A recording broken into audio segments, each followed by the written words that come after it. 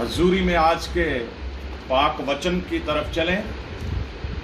बड़ी खुशी की बात है, हमारी संस्था ने ये जो हमारे सेक्रेटरी साहब की अगुवाई में ये ऑनलाइन प्रेयर का जो सिस्टम शुरू किया, उसके लिए हम प्रभु का धन्यवाद करते हैं।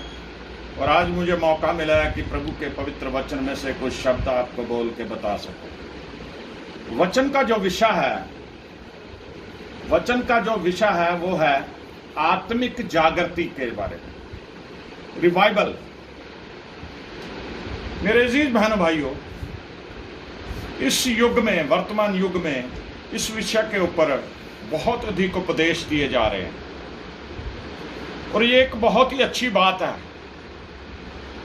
और आत्मिक जो, जैसे दुनियावी कोई रोग लग जाता है, मान लो किसी को क्षय रोग हो गया, टीबी होगी, ये जो आत्मिक जागृति उसी को जरूरत है जिससे ऐसा कोई भयानक रोग जैसे लग जाता है, उसकी बिना दवाई के वो आराम नहीं आ सकता।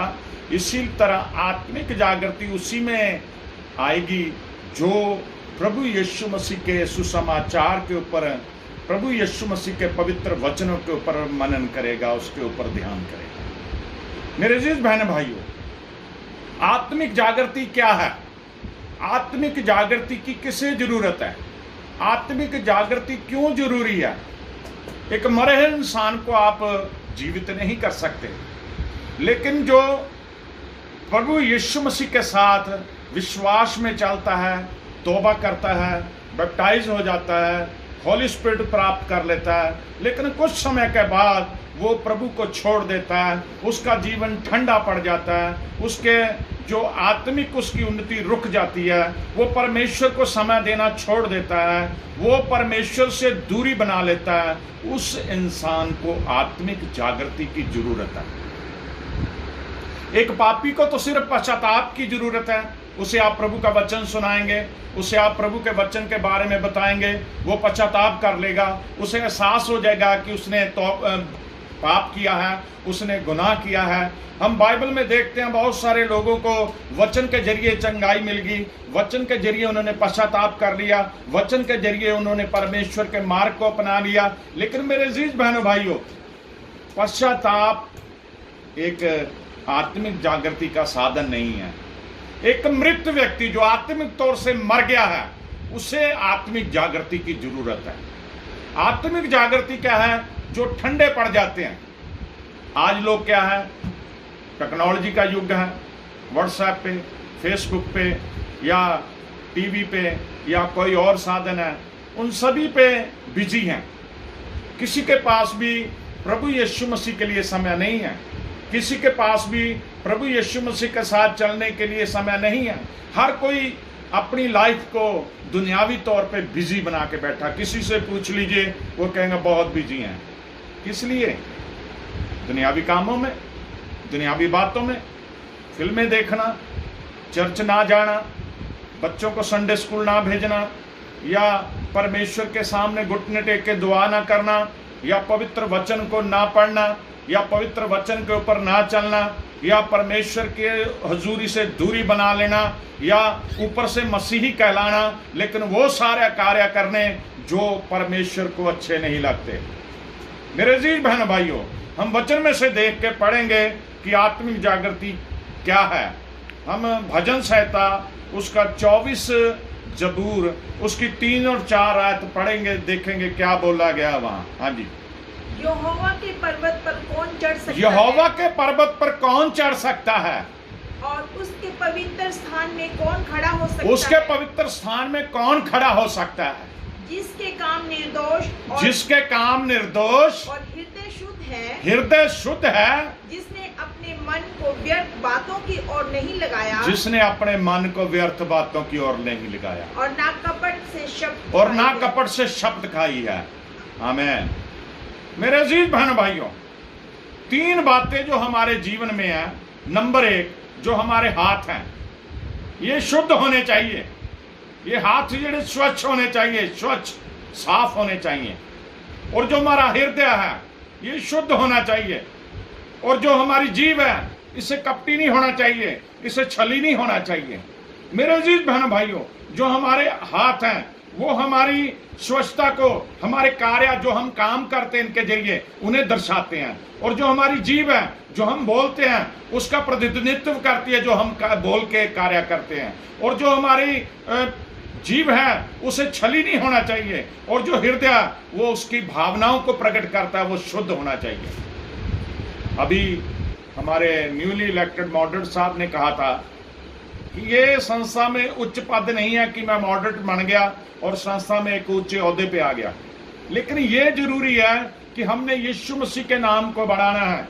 मुझे बहुत अच्छी बात लगी मॉडरेट साहब की, मैं थैंक्स कहता हूं उनके विचारों को कि उन्होंने ये कहा कि हम अच्छाई से, सच्चे मन से, एक सर्वेंट की तरह, प्रभु के दास की तरह उस कार्य को करें, अपनी संस्था को संभालें, अपनी संस्था को बढ़ाएं। बाइबल में हम देखते हैं शद्रक, मीशक, अबेदनगो जिन्हें आग की धधक की भट्टी में फेंका गया, उनके हाथ जो थे मेरे भाइयों वो शुद्ध थे, उनका जो हृदय था वो शुद्ध था, हाथ उनके स्वच्छ थे, कोई ऐसा कार्य नहीं वो करते थे जो आज लोग मसीह होते हुए भी इन हाथों के जरिए बुराई कर रहे हैं, इन हाथों के जरिए छल कपट कर रहे हैं, और अपने हृदय को उन्होंने बुराई से भर रखा है और अपनी जीभ से वो बुराई ही करते हैं। आज चर्चों में पॉलिटिक्स चल रही है, आज हमारे जीवन में पॉलिटिक्स ने घर कर लिया है, हम साफ गोई नहीं है हमारे अंदर।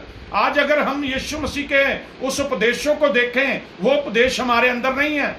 बाइबल में लिखा है कि जब परमेश्वर ने स्टार्टिंग में उत्पत्ति पुस्तक में यह कहा था कि आओ इंसान को अपने स्वरूप में बनाऊं। अपने स्वरूप का मतलब क्या है? अपने जैसा।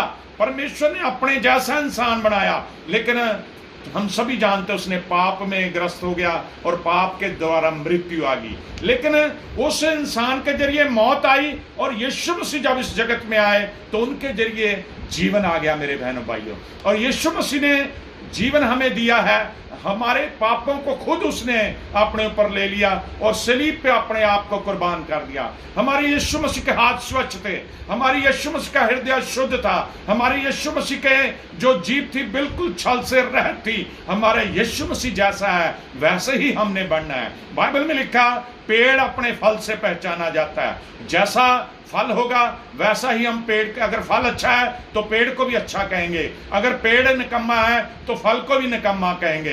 यीशु मसीह हमारा पेड़ है, हम यीशु मसीह की टहनियां हैं, डालियां हैं। इसलिए अगर हमारा यीशु मसीह अच्छा है तो हमने भी समाज में, इस जगत में सभी को यीशु मसीह जैसा बन के दिखाना है। मेरे अजीज बहनों भाइयों, आत्मिक जागृति जो है वो ऐसा जीवन में जरूरी है कि जो लोग, ये नहीं, कई लोग कहते मैं तो मसीह में हूं, कई लोग कहते मैं तो यीशु मसीह के साथ चल रहा हूं, कई लोग तो कहते मैं तो 2 टाइम दुआ कर रहा हूं, कई लोग ये कहते कि मैं तो उपवास भी रख रहा हूं, कई लोग ये सोचते कि मैं तो दान भी करता हूं, दशमांश भी देता हूं। लेकिन मेरे अजीज बहन भाइयों, ऐसा करने से आप विश्वासी नहीं बन गए, ऐसा करने से आप मसीही नहीं बन गए, ऐसा करने से आपको ये नहीं कि आपको आत्मिक जागृति की जरूरत नहीं है। जिसने यीशु मसीह के कामों को छोड़ दिया वो मर गया आत्मिक तौर पे, और उसे आत्मिक कार्य की जरूरत है।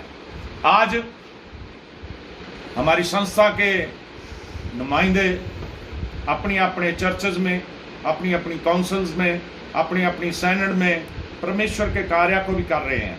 लेकिन बहुत बुरी बात है कि हमारी संस्था का जो लड़ाई है वो कोर्ट कचहरियों में ज़्यादा है। लेकिन मेरे अजीज बहनों भाइयों, हमने जो अपना मेन हमारा जो मंतव्य है, जिस आज्ञा को हमारे गुरु ने, यीशु मसीह ने दिया है, उसे भी हमने बढ़ाना है। और मेरी आज ये गुजारिश है, मेरी दिल से ये दुआ है यीशु मसीह के सामने कि जो हमारे न्यूली मॉडरेटर साहब चुने गए हैं वो इस कार्य के लिए, स्पिरिचुअल कार्य के लिए, आत्मिक कार्य के लिए पूरी टीम को प्रेरित करते रहें और हम सभी मिलके यीशु मसीह के नाम को बुलंदियों में पहुंचाएं। आज बहुत सारे शहरों में, हमारे पंजाब में लोग ये कहते हैं कि यूसीएनए चर्च वाले लोग कोर्ट कचहरियों में लगे हुए, ये प्रचार नहीं करते परमेश्वर का, ये काम नहीं करते परमेश्वर का। उन्हें हम जवाब दें कि हम यीशु मसीह के साथ हैं और यीशु मसीह के कार्य में भी लगे हुए हैं और प्रभु यीशु मसीह ने हमें भी आशीष किया है। आज मुझे उस समय बहुत दुख होता है,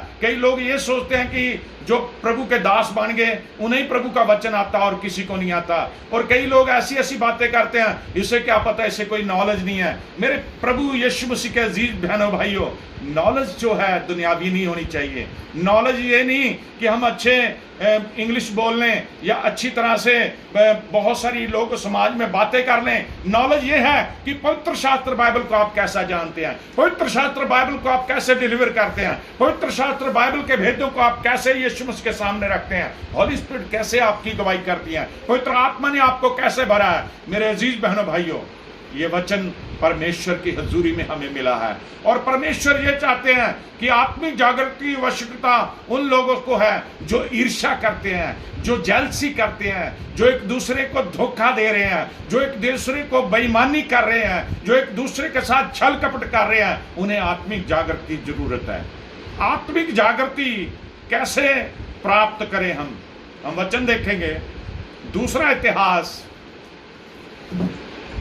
पुराने अहदनामे में ये अध्याय है, दूसरा इतिहास उसका 7 अध्याय उसकी 14 आयत देखेंगे।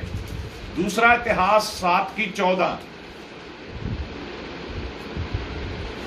तब यदि मेरी प्रजा के लोग, यहां बड़े ध्यान से सुनिए, तब यदि मेरी प्रजा के लोग, मेरी प्रजा कौन है? जो विश्वासी हैं, हम सभी, हम प्रभु की प्रजा हैं। तब यदि मेरी प्रजा के लोग जो मेरे कहलाते हैं, जो मेरे कहलाते हैं, हम किसके कहलाते हैं? यीशु मसीह के।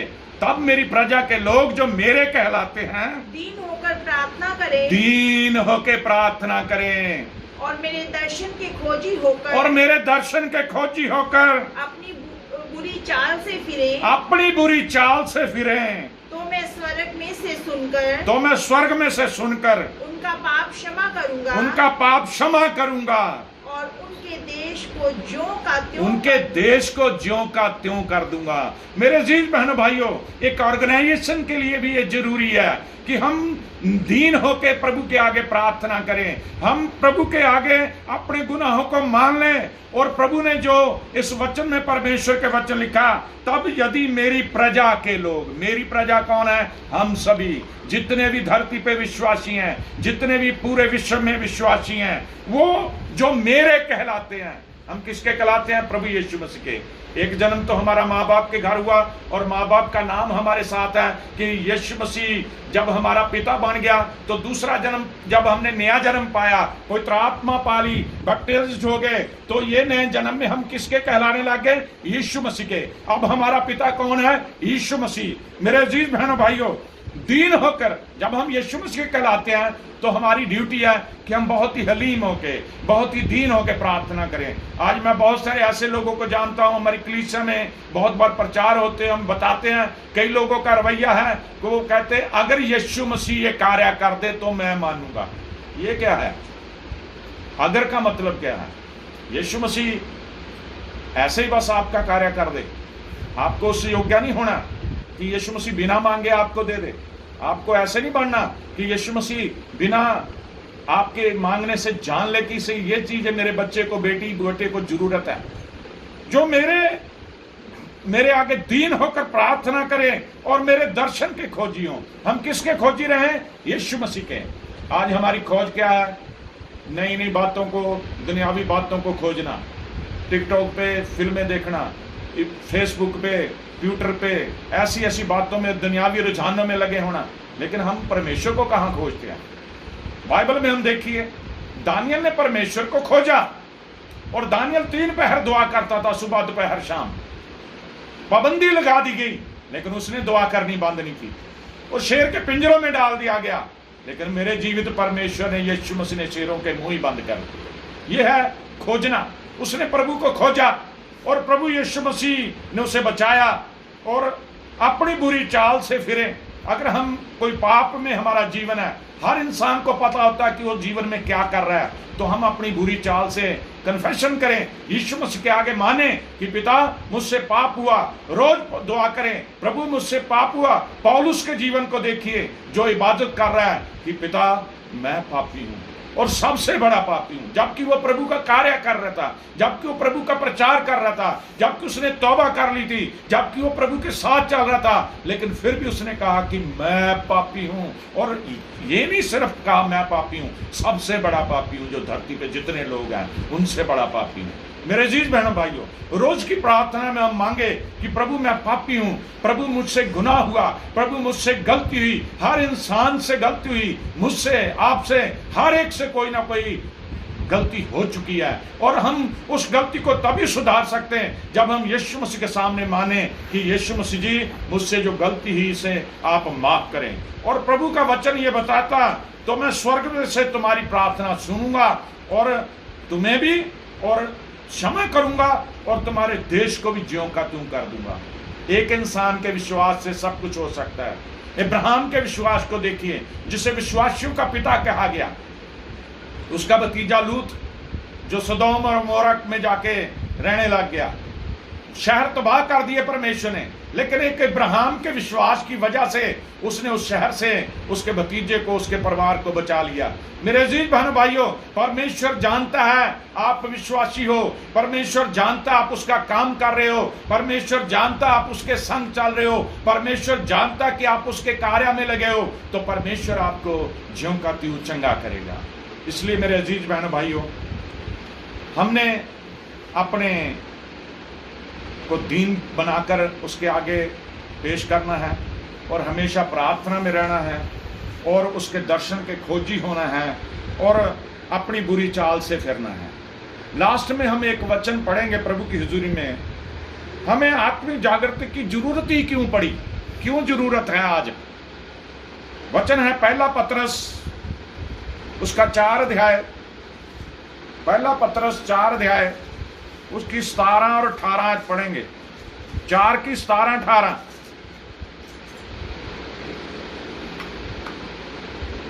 क्योंकि वह समय आ पहुंचा है, क्योंकि वह समय आ पहुंचा है कि पहले परमेश्वर के लोगों का न्याय किया पहले परमेश्वर के लोगों का न्याय किया जाएगा। हम शुरू से सुनते आ रहे कि यीशु मसीह की आमद किसी समय भी हो सकती है। अब प्रभु का दास बताता है क्योंकि यह समय आ पहुंचा है कि पहले परमेश्वर के लोगों का न्याय किया जाए। जिस दिन भी न्याय होना मेरे अजीज बहन भाइयों, पहले परमेश्वर के लोगों का न्याय होना है। हाँ जी। और जबकि न्याय का आरंभ हम ही से होगा, जबकि न्याय का आरंभ, शुरुआत हमसे ही होनी है जो उसके चुने हुए हैं, तो उनका क्या अंत होगा? उनका अंत क्या होगा? जो परमेश्वर के सुसमाचार को नहीं मानते, जो परमेश्वर के सुसमाचार को नहीं मानते। और यदि धार्मिक व्यक्ति ही कठिनाई से उद्धार यदि पाएगा, धार्मिक व्यक्ति कठिनाई से उद्धार पाएगा, तो भक्तिहीन और पापी का क्या ठिकाना? तो भक्तिहीन पापियों का क्या ठिकाना है? हालेलुया। मेरे अजीज बहनों भाइयों, जब न्याय की शुरुआत ही हमसे होनी है और न्याय सबसे पहले हमारा ही होना है, तो प्रभु यीशु मसीह का वचन ये बताता उसका दास कि जब हमें पता है कि शुरुआत ही हमसे होनी है, तो उन लोगों के बारे में जानिए जो यीशु मसीह के सुसमाचार के ऊपर यकीन नहीं कर रहे।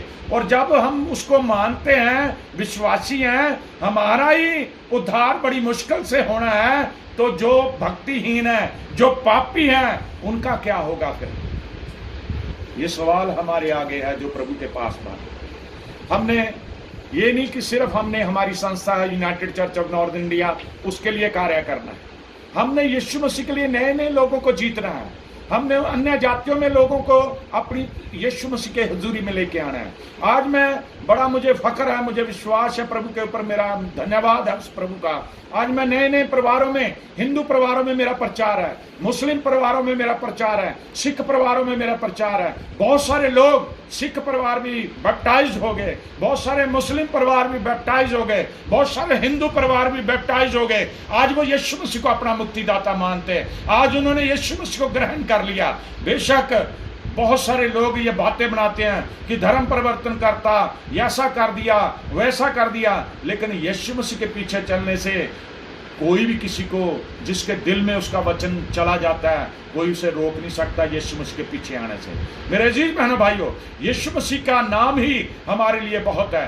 धरती और स्वर्ग पे एक ही नाम दिया गया, यीशु नाम, यीशु नाम, यीशु नाम। इसलिए हम उस यीशु नाम को बुलंद करें यीशु मसीह के झंडे को बुलंद करें, यीशु मसीह के प्रचार की तरफ लग जाएं, यीशु मसीह के नाम को फैलाएं, यीशु मसीह की हजूरी को बढ़ाएं, यीशु मसीह के पवित्र नाम को बढ़ाई दें, यीशु मसीह के कार्य में लग जाएं, यीशु मसीह के लिए रूहों को बचाएं, यीशु मसीह के लिए बहुत सारे कार्य करें, यीशु मसीह के लिए जीना हो हमारा, यीशु मसीह के लिए मरना हो। जैसा बहनों भाइयों, ये जीवन हमें जो प्रभु ने दिया है वो उसका दिया हुआ जीवन है। ये देह जो हमें मिली है उसकी महिमा करने के लिए मिली है। जो भी हमने भजन गाए, जो भी हमने जबूर पढ़े, उन सभी का सारांश यही है कि हम परमेश्वर के साथ चलें और हमारे हाथ स्वच्छ हो और हृदय शुद्ध हो और जीव हमारी कब्र से रहत हो, तभी हम प्रभु के नाम को बढ़ा सकते हैं। प्रभु आप सभी को आशीष दे। आमीन।